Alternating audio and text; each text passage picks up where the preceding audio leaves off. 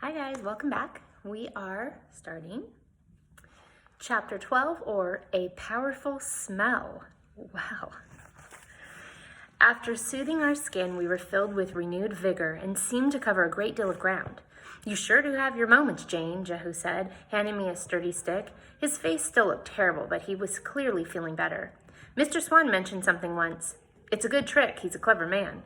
Oh, he's clever, all right, I said disdainfully. He's so clever he gambled away all our money. Jehu stared straight ahead. Do you know that he never even apologized? I said, stopping and putting my hands on my waist. All he can talk about is how wonderful Mrs. Frink is. He rubbed the top of his own walking stick. Maybe he feels ashamed. He should feel ashamed, I retorted. If I never sew a shirt again, it will be too soon.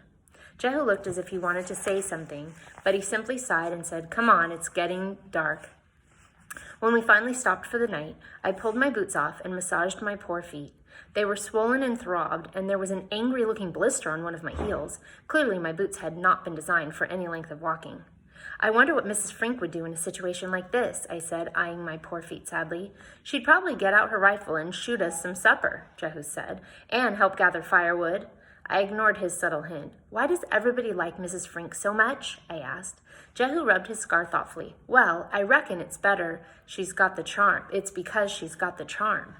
But I'm charming, I huffed. Cruxo raised a skeptical eyebrow. Actually, Jane, Jehu said carefully, you're kind of, prickly. What means prickly? Cruxo asked curiously. Jehu touched the top of his knife. Sharp. Well, if I am prickly, it's because I've got reason to be, I burst out. My betrothed married someone else. My papa died, and now I'm chasing after a filthy man who likes to spit at me. Prickly, Cruxo murmured, nodding his head at Jehu in agreement. Oh my gosh, that's funny.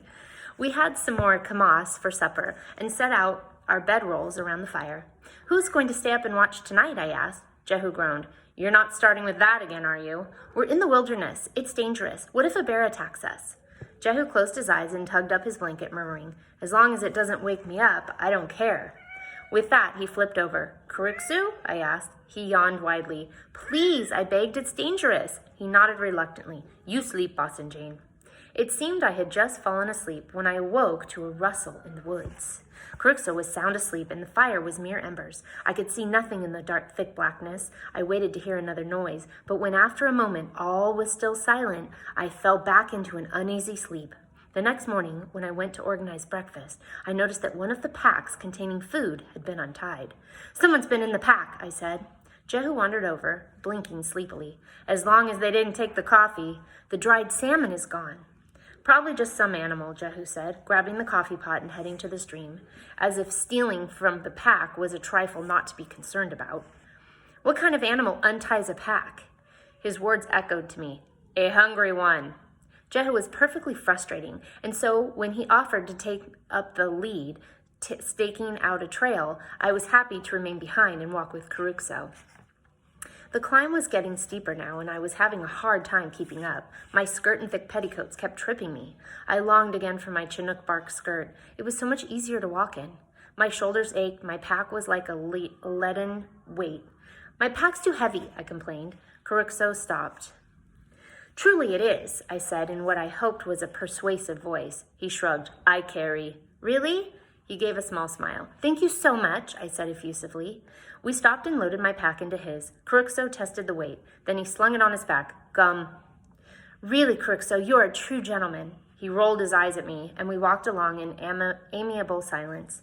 I was looking straight ahead when my foot hit a thick root I never saw, and I felt myself falling forward.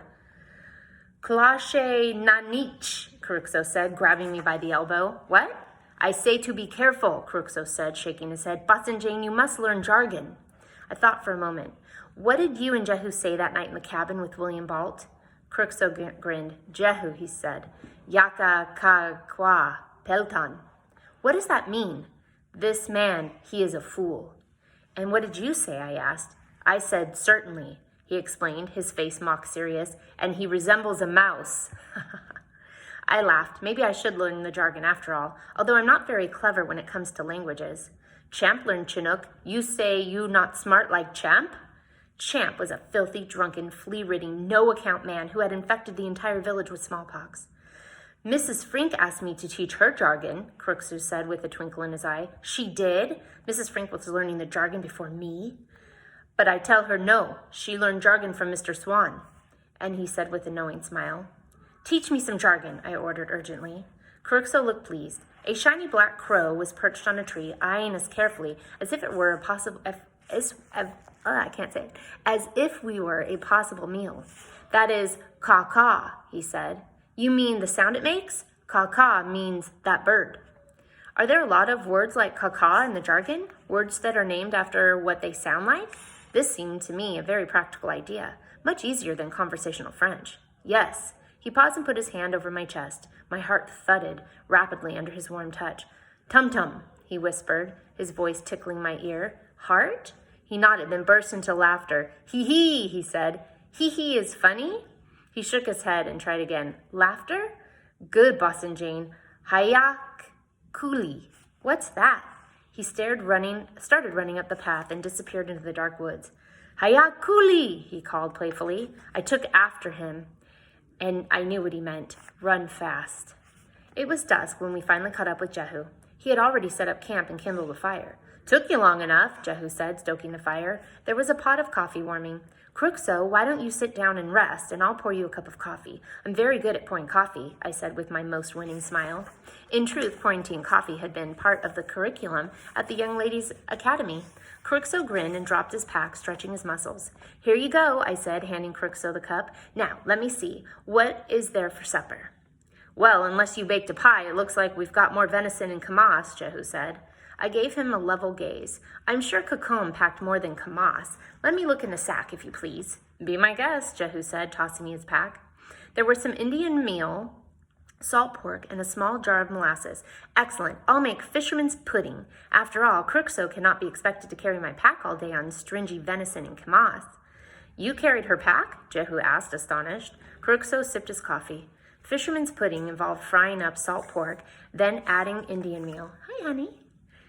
Some water and molasses. It was very hearty and a favorite dish of all on Showwater Bay. I had it ready in no time. I could tell by the way Jehu and Crooksoo perked up that their mouths were watering. Do you want to sit with me? Okay. Sophie's going to listen too. You can say hi if you want. Hi. I served Crooksoo a large portion first. Here you are, I said, handing him a heaping tin bowl. He smiled at Jehu and dug in with gusto. Next, I handed Jehu a bowl. He poked around in it with his spoon. Hey, there's no pork in mine, he exclaimed indignantly. Crooksoo worked very hard today, I said in a firm voice. Crooksoo chewed enthusiastically, smacking his lips. I served myself a dish and sat down. What shall we talk about? How about how I didn't get any pork, Jehu said, and got up and went over to the fire. He picked up the pot and began fishing pieces of pork out of it, popping them directly into his mouth. Perhaps we can discuss the benefits of proper table manners, I suggested. Perhaps we can talk about what we're going to do when we catch up with this murderer, Jehu retorted. That is hardly appropriate supper conversation. Crooksoo, what do you think we should talk about? I put my hand on Crooksoo's arm, appealing to him with my eyes. Crooksoo looked down at my hand for a long moment and then over at Jehu. Boston Jane is good Boston woman. Boston Jane make supper and speak jargon. Make best wife. Jehu belched loudly. I beamed at Jehu. Obviously, some of the gentlemen around here appreciate me. Crooksoo added slowly, maybe I marry her and get land. I looked at Crooksoo in shock. He grinned at me mischievously. Jehu, who had just taken a bite, began choking with laughter, his eyes watering. Crooksoo, I huffed and got up and stormed off into the woods. Really, I couldn't believe Crooksoo. No doubt Jehu's bad behavior was influencing him. As I departed, I heard their laughter echoing after me.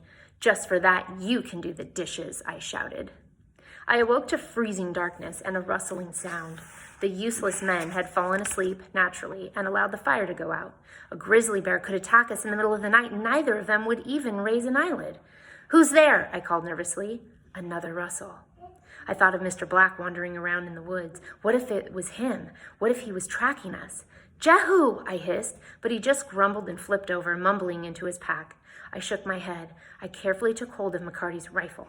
If Mrs. Frink could shoot a coyote, I could shoot at a man. Or a ghost, I thought shakily. The rustling grew louder as I approached a thick shrub. My arms were quaking, and the rifle was bobbing up and down. As I leaped around the bush, there was a flash of black and white fur, and then a terrible scent exploded over me. Okay, what is that? Black and white and smells terrible. That's right, skunk. I fell back and the rifle shot into the sky. "Bosun Jane!" Caruso shouted, crashing through the bushes. He froze when he smelled me. Jehu was right behind him. "Oh, Jane," Jehu gasped, turning away his head from me. "That is one powerful smell." I did not guess that that it was a skunk. Did you guys? Oh my gosh, she is just constantly getting into problems. "What happened?" I wailed. "Looks like that skunk got you," Jehu said, watching as a bushy tail disappeared into the brush. "But I thought it was Mr. Black," I moaned, overcome by the wretched smell, which seemed to have sunk into my very skin. Caruso giggled. "This isn't amusing," I shouted. "This is the only dress I have with me. What am I to do?" It was unbearable. I could barely stand the smell of myself. "Perhaps," Jehu suggested, wrinkling his nose, "you might consider spending the rest of the night over there." He eyed a secluded rock group far away from the fire. I had hoped it had all been a bad dream, but when I woke in the morning, I still smelled very disagreeable. Both men made a point of walking well ahead of me. Now, in addition to having sore feet, I smelled. I was very cross indeed. When we stopped for lunch, I dug around in the pack for the jar of molasses, but it was gone. "Someone stole the molasses!" "The skunk probably got it," Jehu said, unconcerned. "Deserved it for the fright you gave him." I glared at him. "Maybe you leave at camp," Caruso said soothingly. "I packed it. I know I did." I thought about it the whole time we hiked, and when we set up camp that evening, I asked Caruso what we should do to keep the provisions safe from animals. "We're going to starve at this rate." "Hang packs in tree," he said. I clapped. "What a splendid idea." After supper, I piled all the remaining food in one of the packs, grabbed a hank of rope, and went over to a tall tree not far from where we had set up camp. I stood there for a long moment, wondering how to rig the pack. "Really want to hang that pack, eh?" Jehu said. "I don't want the animals to eat any more of our provisions," I said firmly. "Let me have the rope," he said, and I gave him the length of rope. He flung one end over a tall branch and then secured it to the pack. He hoisted the pack up and proceeded to tie the other end to the tree trunk. "You want to learn something useful?" he asked, gesturing for me to come over to the trunk. "I suppose so." "I'm going to teach you how to tie a good knot," Jehu said. "A knot?" "A knot can save your life. Every sailor knows that. Here, take one end of the rope. Now, this is the rabbit." "The rabbit?" I asked quizzically. He grinned. "That's right. Now all you need to do is make the rabbit," he said, looping the middle of the rope, "run out of the hole, hop around the tree, and back down the hole again." He fed the rope through the loop and pulled tight. The knot held strongly. "You try," he said. I took the rope and followed his instructions, but I must have done something wrong, for it fell apart. "This rabbit is not interested in going into its hole," I said. He laughed. "Try again, Jane." I did, and to my utter astonishment, the knot held. "Well done," he said in approval. "Now, let's get some sleep." The men fell asleep, but I stayed awake, listening. After a bit, I drifted off, then was abruptly awakened by a noise. I blinked my eyes open. It was still dark, but I heard birds and knew that it was nearly morning. And then I saw the bear in our tree. I seized the rifle and crept to the bottom of the tree, staring into the blackness, trying to make out how big it was. It was so bulky and shaggy looking that it was quite possibly a grizzly. There was a rustle as the bear inched forward onto the branch from which our packs were hanging. From the ground I could smell his tremendous gamey scent. Could he likewise detect the pungent aroma of skunk that emanated from me? As if to answer my thought, the bear said, "Phew!" I looked up, cocking the rifle. "Don't shoot!" the bear shouted. I was so startled that I screamed. A grizzled, full-bearded man was dangling from the tree, my pack on his arm. So it's a man, not a bear. All right, I will see you next time. Thanks for joining.